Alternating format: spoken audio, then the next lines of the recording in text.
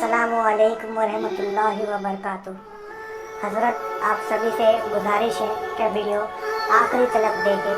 अगर वीडियो अच्छी लगती है तो हमारे चैनल को सब्सक्राइब कीजिए, वीडियो को शेयर कीजिएगा और वीडियो को लाइक कीजिएगा। सिर्फ गुजारिश है कि वीडियो को आखिरी तक गौर से देखें।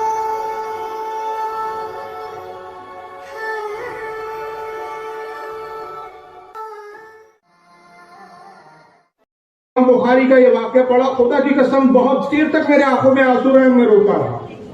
ये क्या शख्सियत थी इमाम बुखारी रहमतुल्लाह अलैह। यही वजह है कि खत्म बुखारी जो हमारे मदरसों में इसका रिवाज है, यूं ही बुजुर्गों ने कायम कर दिया। हदीस की तो और भी किताबें, सिर्फ बुखारी का ही क्यों इंतखाब किया? उसकी आखिरी हदीस को क्यों खत्म बुखारी में रखा? बड़ी हिकमत है इसमें हमारे बुजुर्गों की।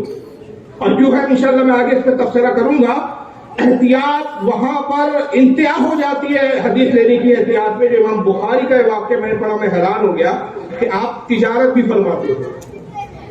सिर्फ नजरानों पे गुज़र औकात नहीं थी आपकी, आप तिजारत करते थे और खुद जो तिजारत से रुपया कमाते थे वो दीन रसूल की खिदमत में सब फरमाते थे। आप ताजिर थे और गालिबन कपड़ों के ताजिर थे। तो एक मरतबा एक मुल्क में आप तिजारत के लिए जाते हैं, पानी का सफर था, पानी का कश्ती और जहाज में सवार हो गए। जिंदगी भर की जितनी कमाई थी सब साथ में ले लिया। इत्तेफाक की बात के पूरा माल जो ले गए थे सब बिक गया, बड़ा नफा हुआ। अब जब आप लौट रहे थे तो उस जमाने में भी जो जहाज बड़े बड़े होते थे लंबे सफर के लिए, उसमें दर्जे होते थे। जैसे आज ट्रेन में भी होते हैं, जहाजों में भी होते हैं, first class, second class, third class. तो उस जमाने में भी ऐसे थोड़े क्लास होते थे कि ज्यादा महंगा टिकट लिया आपने, ज्यादा खर्च दिया तो एक मखसूस कमरा भी दे दिया जाता था आपको। तो इमाम बुखारी ताजिर थे, पैसा बहुत था आपके पास, अल्लाह का दिया, आपने एक कमरा मखसूस अपना मुकर्रर कर लिया, ले लिया। उस कमरे में बैठकर इमाम बुखारी रहमतुल्लाह अलैह तिजारत का जो माल मिला था, जो दरम दीनार थे, जो सिक्के थे, उसको आप गिन रहे थे और गिन के पोटलियों में जमा फरमा रहे थे।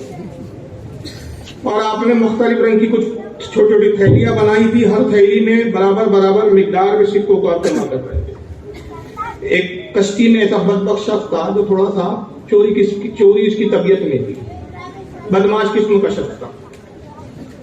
इत्तेफाक से उसका वहां गुजार हुआ, उसने जब दरवाजे की खींच में से देखा तो उसको कुछ सिक्के वगैरह कुछ गिनते में से झलके, तो खींच में से दरवाजे की झांकने लगा। तो देख रहा है कि इमाम बुखारी किस सिक्कों की थप्पियां लगा रहे हैं और फिर उसको थैली में डालते हैं। तो वो जैसे जैसे इमाम बुखारी सिक्कों को गिनते थे, ये देख देख कर ये भी गिनता था। इसने पूरे सिक्कों को गिन लिया कि साहब कितने कितने हजार के सिक्कों की एक पोटली रखी गई है और ये कुल जो सरमाया था ये तकरीबन 1 लाख रुपया। किस 1 लाख रुपए की हम बात कर रहे हैं? आज के 1 लाख की बात नहीं कर रहे हैं, तकरीबन 1300 साल पहले की 1 लाख रुपए की बात कर रहे हैं। अंदाजा लगाइए उस वक्त के रुपए की वैल्यू क्या होगी, कितने हैं आज के हिसाब से? करोड़ हो गए, 1 करोड़ के करीब हो गए तकरीबन आज की वैल्यू के हिसाब से। तो 1 लाख रुपया तो उसने देख लिया था कि पूरा टोटल जो रुपया 1 लाख है, हर थैली में कितने हजार रखे गए और फिर सारे छोटी छोटी थैलियों को एक बड़े बोरे में आपने डाल दिया। बस इमाम बुखारी ने डाल के जैसे अपनी संदूक में रखना शुरू किया, इसने शोर मचाया कि मेरा 1 लाख रुपया चोरी हो गया। इसने शोर करना शुरू किया। जहाज का कप्तान आया, कहा क्यों शोर कर रहा? कहा भाई मेरे 1 लाख रुपया चोरी किसी ने कर ली है, मैं तिजारत करके लौटा, 1 लाख रुपए की रकम थी, इसी कश्ती में किसी चोर ने चोरी की है। कप्तान ने ऐलान किया कि जितने लोग अपने अपने कमरों में जहां जहां कश्ती के जिन जिन हिस्सों में सब एक जगह जमा हो जाए। सब जमा हो गए, उनमें इमाम बुखारी भी आए, सबकी तलाशियां हुई, सबके कमरों की तलाश किया गया। इमाम बुखारी का भी कमरा तलाश किया गया, इमाम बुखारी की भी तलाशी ली गई, मगर 1 लाख दिरहम तो छोड़िए 1 रुपए का सिक्का भी नहीं। ये शख्स बड़ा हैरान हुआ, मैंने अपनी आंखों से देखा 1 लाख रुपए की रकम थी, गई कहाँ, गायब कैसे हो गई? कप्तान ने देखा, कहा बदबख्त 1 लाख क्या, यहाँ तो वो जिस तरह की जो रंग की पोटलियां बताता है, जिस रंग की थैलियां बताता है, थैलियों में जितनी मिकदार की रकम बताता है, एक थैली नहीं मिली, एक सिक्का नहीं मिला इस तरह का। तो झूठा कज़्ज़ाब है, तूने लोगों का वक्त जाया किया और मस्करा बन करता। खबरदार अगर आइंदा तूने इस तरह की शरारत की तो तुझे समुद्र में फेंक दूंगा। कप्तान ने धमकियां दी और लोगों से कहा जाइए भाई आप अपना अपना आराम कीजिए। लोग बिखर गए उसको लान तान करते हुए। ये इमाम बुखारी के पास आता है, कहता है हुजूर अपना हाथ आगे बढ़ाइए कि मैं आपकी दस्तबोसी करूं। क्यों दस्तबोसी करना चाहते? कहा अल्लाह के वली है, खुदा की कसम मैंने अपनी आंखों से करामत देखी है। कहा किस करामत की बात कर रहे थे? कहा हुजूर मैंने खुद देखा था कि आपके पास इतने रुपये थे, इतनी पोटलियां थी, आपने खुद रखा, इस संदूक में रखा, लेकिन जब तलाशी ली गई तो संदूक खाली था, पोटली निकली नहीं, एक सिक्का नहीं निकला। तो आप अल्लाह के वली अपनी करामत से पूरे रुपये को लोगों की नजरों से आपने गायब कर दिया। इमाम बुखारी रोने लगे, आंखों में आंसू आ गए। कहा शख्स तू गलत समझा, मैं तो रसूलुल्लाह की उम्मत का गुनाहगार शख्स हूँ, मुझसे कहाँ करामतों के सुदूर होते हैं। बात यह है कि जब तूने शोर मचाया और तूने कहना शुरू किया मेरे 1 लाख रुपये चोरी हो गए, तो मैं पूरा समझ गया कि मामला क्या है। बस जैसी तूने शोर मचाया, मैंने अपनी तमाम जिंदगी की वो कमाई समंदर में फेंक दी, इसलिए कि मैं रसूलुल्लाह सल्लल्लाहु अलैहि वसल्लम की उम्मत का मुहद्दिस हूँ, सरकार की हदीसों को रिवायत करता हूँ। अगर चोरी के जुर्म में पकड़ा जाता, अगरचे माल मेरा था, लेकिन तेरे ऐलान और तेरे शोर की बुनियाद पर लोग मुझे चोर ठहराते, और जब मुझ पर चोरी की तोहमत लगती तो कयामत तक ता जिंदगी में रसूलुल्लाह की एक हदीस बयान करने के लायक नहीं होता, मेरा नाम झूठों के फहरिस्त में आया। तो मैंने रसूलुल्लाह के दीन की हिफाजत और अपनी सकाहत बचाने के लिए अपनी जिंदगी भर की कमाई को ताय कर, ये कमाई पानी है। मैं जो कमाई क्षमा कर रहा हूं वो कमाई वो है जो कयामत तक और जन्नत तक का आने वाली।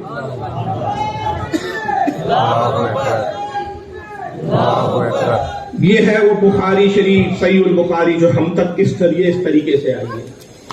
और जब 32 साल में हदीसों को जमा किया, 2 लाख हदीसों का इंतखाब किया, 2 लाख हदीसों को जमा किया और फिर उसमें से निकालना शुरू किया। जिस हदीस के रावी के बारे में जरा बराबर भी शक होता उसको वहां से निकाल देते थे, इस हदीस को मैं अपनी सही बुखारी में नहीं डालता। ऐसा करते करते आपने जो हदीसों को रख दिया वो कितनी थी? कुछ 7300 कुछ हदीस है। और जब ये हदीसों का इंतखाब कर लिए कि इसको अपनी सही बुखारी में रखूंगा, तो लिखने का अंदाज क्या अपनाया इमाम बुखारी रहमतुल्लाह अलैह ने? मक्का मुअज़्ज़मा तशरीफ रखते, वहां एक मकान किराए से लिया, और फिर हदीसों को आखिरी, जिसको हम अपनी जबान में कहते हैं कि भाई फाइनल, बस अब ये हदीसों को लिखना है फाइनली तौर पर। जब लिखना शुरू किया तो आलम यह था कि गुस्ल फरमाते थे, कपड़े तब्दील करते, सर पे इमामा सजाते, हरम काबा में दाखिल होते और 2 रकात नमाज शुक्राने की अदा करते और रसूलुल्लाह की सिर्फ एक हदीस को लिखते और वहां छोड़ दिया। दूसरी हदीस लिखने का इरादा होता, फिर अपने घर आते, कमरे में फिर गुस्ल फरमाते, फिर कपड़े तब्दील फरमाते, इत्र से अपने लिबास को मुअत्तर करते, फिर इमामत सजाते, फिर हरम में आते, फिर 2 रकात नमाज पढ़ते, फिर एक हदीस लिखते। गोया 7300 कुछ हदीसों को लिखने के लिए कितने बार गुस्ल किया, कितने बार कपड़े बदले, कितने बार इमामे सजाए और कितनी बार नमाज पढ़ के इस तरह बुखारी को जमा करके हम तक पहुंचा। लेकिन यहाँ रुककर मैं एक अकीदे की बात करता हूँ। आज बुखारी पढ़ने वाले कुछ ऐसे फिरके हैं जिन्होंने अपना टाइटल अहले हदीस लगा, उनका दावा है कि सबसे ज्यादा बुखारी को हम मानते हैं। बुखारी को मानते, इमाम बुखारी को नहीं मानते। अगर इमाम बुखारी को मानते तो खुदा की कसम सुन्नी बरेलवी हो जाती। ये दिन रात इनकी ज़बानों पे होता है, ये बिदअत रसूलुल्लाह ने किया क्या, ये बिदअत रसूलुल्लाह ने हुक्म दिया क्या, ये बिदअत सहाबा ने किया क्या। मैं इन वहाबियों से पूछना चाहता हूँ, जाओ हज़रत इमाम क्या नाम है इब्न हजर अस्कलानी की फतुल बारी का मुकदमा देखो, उसमें बाकायदा इमाम बुखारी की हदीसों के लिखने के बाद तकरीब जो है उन्होंने अंदाज को जमा किया है। हजरत इमाम कस्तलानी की इरशादुस सारी देखो, उन्होंने इसका वाक़े का जिक्र किया है। हजरत अल्लामा ज़हबी ने इसका जिक्र किया है। कई बुजुर्गों ने इसको अपनी किताबों में लिखा और ये खुद वहाबी झूम झूम के बताते कि इमाम बुखारी के बुखारी लिखने का ये दाव था कि गुस्ल फरमाते थे, 2 रकात पढ़ते थे। मगर मैं इन बदअकीदों से पूछना चाहता हूँ, हर बात में तुम हमसे हदीस का हवाला पूछते हो। खुद इमाम बुखारी ने जब ये अमल किया तो क्या उसी बुखारी या किसी और किताब में एक हदीस ऐसी लाई कि जिसमें रसूलुल्लाह का हुक्म हो कि जब मेरी हदीस लिखना तो पहले गुस्ल करना, उसके बाद कपड़े बदलना, इत्र लगाना, सर पे इमामा सजाना और हरम में आकर 2 रकात नमाज शुक्राने की पढ़ना, सिर्फ एक हदीस लिखना। एक भी हदीस इमाम बुखारी ने खुद नहीं लिखी, न रसूलुल्लाह का इस तरह का कोई हमें हुक्म मिलता है। तो इमाम बुखारी ने ऐसा क्यों किया? ये उनका इश्क था और रसूलुल्लाह की हदीस का एहतराम था, नबी के फरामीन का अदब था। पता चला कि इश्क दलीलों का मोहताज नहीं होता है, इश्क दलील नहीं देखता। ऐ इश्क तेरे सदके जलने से छुटे सस्ते, जो आग बुझा देगी वो आग लगाई। इश्क दलीलों का मोहताज नहीं होता। ये हमसे कहते हैं मिलाद की दलील दो, हम कहते हैं तुम दलीलों के चक्कर में पड़ो, हम बेदलील मिलाद नबी मनाते हैं। ہم تو عشق والے لوگ ہیں، ہمیں دلیل کی حاجت نہیں. اظہار محبت کے لیے دلیل کی ضرورت نہیں ہے. اگر بیگم صاحبہ نے رات کے 2 بجے اچانک کہہ دیا سنو جی بریانی کھانے کا دل چاہ رہا ہے، تو شوہر صاحب ہوٹل میں تلاش کرتے بھئی آج بیگم نے بریانی مانگی ہے. مگر کوئی کتاب میں کھولتا ہے کہ رات کے 2 بجے بیگم کے مطالبے کو پورا کرنا کیا ہے، رسول اللہ کا اس بارے میں کیا حکم ہے؟ نہیں بھائی، بیوی سے محبت ہے تو آدمی دلیل نہیں دیکھتا. بس فرق یہ ہے کہ تم بیوی سے محبت کرتے ہو دلیل نہیں دیکھتے، ہم جب نبی سے محبت کرتے ہیں تو دلیل نہیں دیکھتے بلکہ عشق کا کام کر گزرتے ہیں، دلیلوں کے محتاج نہیں ہے. امام بخاری نے بتا دیا کہ خدا کی قسم مجھ سے بڑا کوئی بریلوی ہے ہی نہیں کہ یہ میں نے اپنے ذہن و فکر سے یہ عشق کی شکل تو ہے تراشی ہے، یہ عشق کے انداز میں نے خود اپنائے ہیں کہ ہر حدیث کو لکھنے سے پہلے میں غسل بھی کر رہا ہوں، کپڑے بھی تبدیل کر رہا ہوں، حرم کعبہ میں آ رہا ہوں، 2 رکعت نماز پڑھ رہا ہوں شکرانے کی، اور اس کے بعد ایک حدیث لکھ کے اٹھ جا رہا ہوں. یہ امام بخاری رحمۃ اللہ علیہ کی ذات ہے. یہی وجہ ہے کہ امام بخاری کی جب صحیح بخاری مکمل ہوئی اور علماء کی بارگاہ میں پیش کی گئی، حضرت علامہ ذہبی رحمۃ اللہ علیہ سیار الاعلامی نبالہ میں لکھتے ہیں کہ شافعی البزرگ تھے. امام شافعی کی کتاب تھی جو اس سے پہلے لکھی جا چکی تھی، الام کر کے اس کا نام 8 جلدوں میں، اور اس میں اصول بھی ہے، کچھ حدیثیں بھی ہیں. انہوں نے اپنے جو کی فقہ ہے اس کے اصول مرتب کیے امام شافعی رحمۃ اللہ علیہ نے. تو ایک وقت کے بہت بڑے بزرگ تھے، وہ اس کتاب کو بڑا پڑھتے تھے اور اس کتاب کو بڑی صحیح قرار دیتے تھے. تو خواب میں اللہ کے رسول صلی اللہ تعالی علیہ وسلم تشریف لاتے ہیں اور آقا کہتے ہیں کہ کب تک شافعی کی کتاب پڑھیں گا، میری اپنی کتاب پڑھ. وہ عرض کرتے یا رسول اللہ آپ نے کون سی کتاب لکھی ہے؟ سرکار مجھ تک تو یہ بات کبھی نہیں پہنچی کہ آپ نے بھی سرکار کوئی کتاب لکھی ہے، آپ تو ظاہراً امی تھے. آقا نے کہا جو محمد بن اسماعیل نے بخاری لکھی وہ میری اپنی ہی کتاب ہے.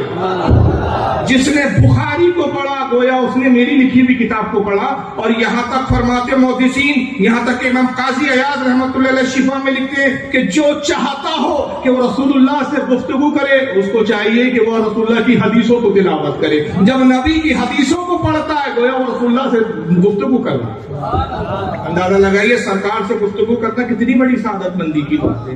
تو یہ اس ذریعے سے ہمارے یہاں دین پہنچا ہے، اور دین تب پہنچا جب تڑپ ہو. امام بخاری میں تڑپ تھی، یہ جستجو تھی کہ میں رسول اللہ کی حدیثوں پر ایک ایسی کتاب لکھوں. اور یہی وجہ ہے کہ اس پر امت کا اتفاق ہو گیا کہ قرآن کے بعد اگر دنیا میں صحیح ترین اگر کوئی کتاب ہے تو وہ صحیح بخاری ہے. اس پر علماء اہل سنت کا اتفاق ہے. اور یہی وجہ ہے کہ امام بخاری رحمۃ اللہ علیہ سے پھر بڑے بڑے محدثین نے پڑھا، ایسے ایسے محدثین امام بخاری نے پیدا کیے، اور ایسے ایسے لوگوں نے بخاری کے درس لیے، اور ایسے ایسے لوگوں نے بخاری کی شرائح لکھی کہ جو اپنے وقت کے خود علم کے آفتاب و مہتاب تھے. امام بخاری کے سب سے بڑے شاگردوں میں اگر کسی ذات کا نام آتا ہے تو وہ حضرت امام مسلم رحمۃ اللہ علیہ، اور امام مسلم کے ایک بہت عظیم شاگرد ہے. جی چاہ رہا ہے کہ میں بتاؤں کہ یہ مدرسے میں جو طلبہ علم حاصل کرتے ہیں ان کو معمولی مت سمجھیے. اور یہ میں کہہ رہا ہوں اس لیے کہ میں خود دنیا بھی پڑھا ہوں، دین بھی پڑھا ہوں. میں آج یہ بتانا مناسب ہے لیکن میں بتا دیتا ہوں کہ لوگوں نے کیا کیا کہ دنیا کے علم پڑھ لے